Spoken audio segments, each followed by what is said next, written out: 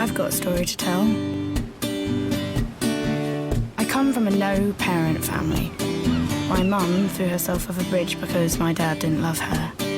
So you might say I've got the perfect excuse to be a bit rebellious. Are you 18? Yes. Can you prove it? There. That'll be £2.99. She must have been such a lot of fun to play. It was, and she's so fun, and the whole story in such, you know, quite an intimate kind of cast, and it was just, we were all stuck on this island, and in the best way possible. It was a magic little 6 weeks. I adored doing it, loved the script, everything about it. Just this ball of energy that Amelia was. But I've just found a new friend. I'm the new cleaner. I'm Beth Fisher. Oh, look at that. That's amazing. Did you have to be sort of uninhibited yourself to be able to play that? Yeah, I had to let go of a lot of stuff. I sort of overanalyze in my head or have lots of preconceived sort of, oh, what if that happens? And I overthink things a lot, whereas Amelia sort of, well, she just doesn't. She just goes for it. If an idea comes into her head and she thinks it's genius, she'll just go out there and do it. And that was incredibly liberating, obviously, and oh, just wicked. But I had to sort of shake off a lot of myself to be able to sort of not care, really, because she doesn't. So I had to sort of take on part of that to be able to get away with it. You should come for dinner. Are you applying to university, Amelia? I'm not actually going to uni. I'm writing a novel. That's cool. I could teach you creative writing if you're struggling. Just you and me writing? Yes. Sounds fun. The script itself was based on Wish You Were Here, the character of Emily Lloyd. Mm-hmm. Who did you base Amelia on?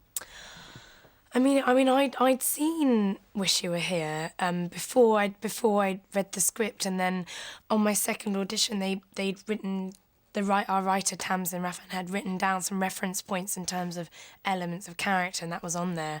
And as soon as I saw that reference, it made sense. I was, of course, that's there, and with the whole seaside thing, and you know all the things she says are quite similar to Emily Lloyd's character. I don't know who I based her on, really. There are a couple of friends of mine who sort of... One of my friends is so herself. She has no idea at all, but she just is her, and there is no changing her. But she's far more sort of refined and in a much more sort of whimsical way, whereas Amelia sort of is much more ball-grabbing kind of girl, literally, and far more sort of uses her sexuality quite a lot at first, as if she knows what she's doing. I think she thinks she knows how to use it, but she doesn't. I wrote The Cliff House. It ripped everything I had from my soul, and it's left me with nothing. But it was good. My dad thinks you're really clever.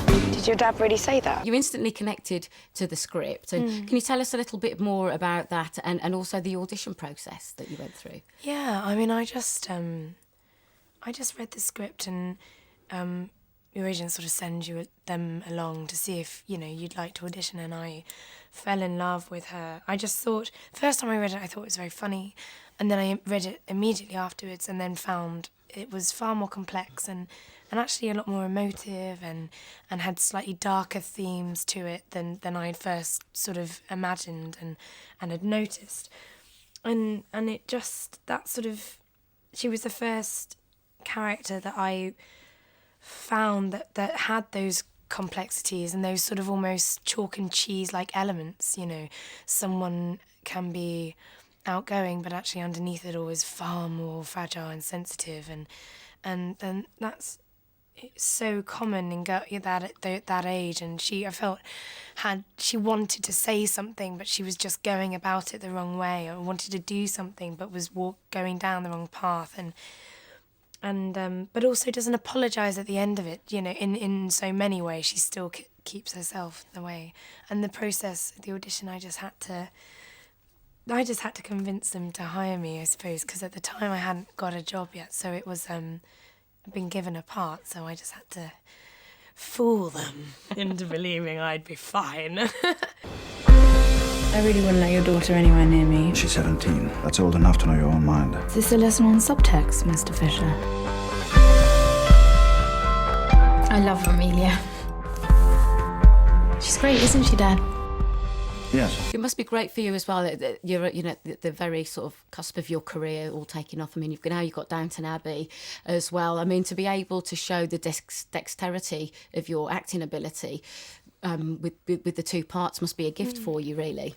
It's wonderful to play something modern day and sort of, you know, quite gritty and to have those slight taboo subjects, and then at the same time tackle something that's of another time, and to tackle a character like Sybil, who is she's so morally grounded, she's so good, she stands for so many things which are so important, and it's been so wonderful to play those two characters, yet there's a sort of common bond with them in a way.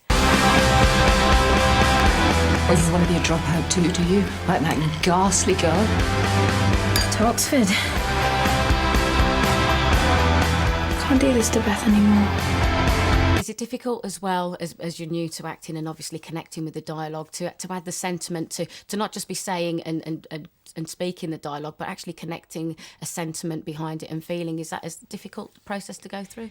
In some way, I enjoy that so much. It's the most wonderful element to it, is that when someone shouts cut, it almost feels like that moment just happened, and to be able to indulge yourself in getting into that part. And it's sometimes things can make more sense and feel more real sometimes when you're playing a character through and playing out a narrative, sometimes than in real life, because quite often it's only in retrospect that you realise the lessons or things you were doing.